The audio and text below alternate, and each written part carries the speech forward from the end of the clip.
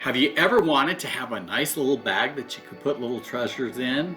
Well, I made this today and it took about 20 minutes. Stay tuned and you'll see how you can make one yourself. Hello and welcome to another episode of Doing with David.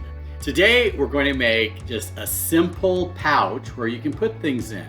So I have a piece of felt. Nice thing about felt is it doesn't unravel, so you don't have any frayed edges. This is just a scrap I had laying around.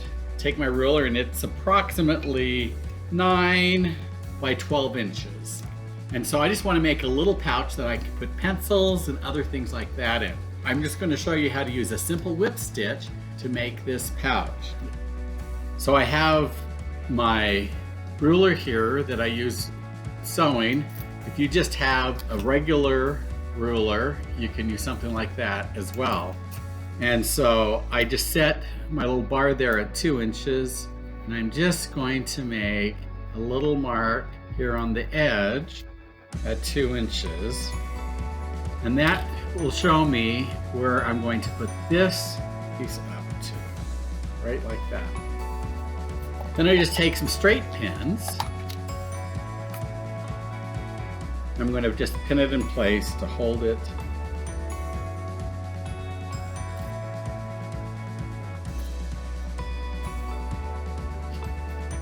Now for my sewing kit, I just pulled a little spool here, some gray thread that matches this. So let's take a length of that and grab a needle. And I like to use double thread on my sewing projects. So I just match up, do 2 ends, pull the needle through, and do a simple overhand knot to join the ends. Then I'll just snip off the tail. And we're just going to use a simple whip stitch with this. And so I'm just going to put the needle through, and then as I bring my thread, I'm going to put the needle in between my 2 pieces of thread there and pull it tight so it's not going to come loose.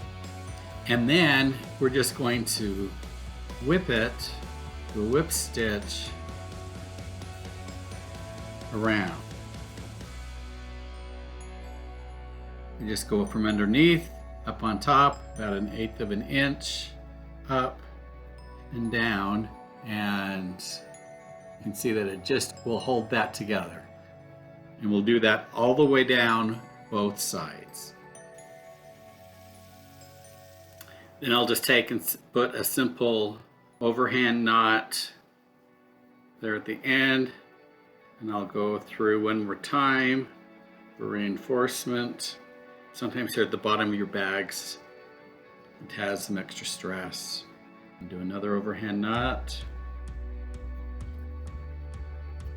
Cut it off. And then we'll do the same thing on the other side. Okay, now you could leave it like this. It has pretty nice finished edges on it.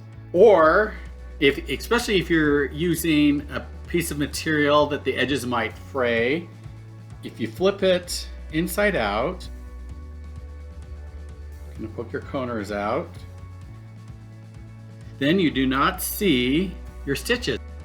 You have a nice edge where it's on the inside. So we're going to just do that. Now the flap is going to come down like that. I am just going to tack the corners of that flap down. So again, I'll take my pins and I'm just going to pin that. And we just have a short piece of thread on the needle here.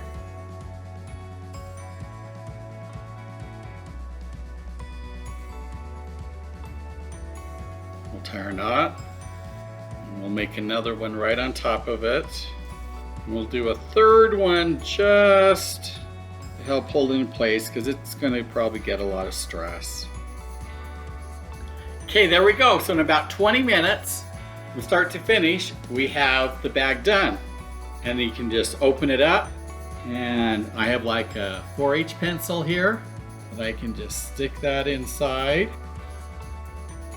And I can put whatever I want to in this nice little bag. You can decorate the outside if you want to. Like I have a little 4-H pin here, and I'm just going to stick that on top. Fun little sewing project that you can do. If you are not in 4-H, I encourage you to check your local county and you can join 4-H. A lot of counties have little sewing clubs that you can do similar projects to this and other fun stuff. Try this at home. Remember, life is a journey. Enjoy the journey. Learning how to make some simple sewing crafts is always a good thing. So long, and we'll see you next time on Doing It with David.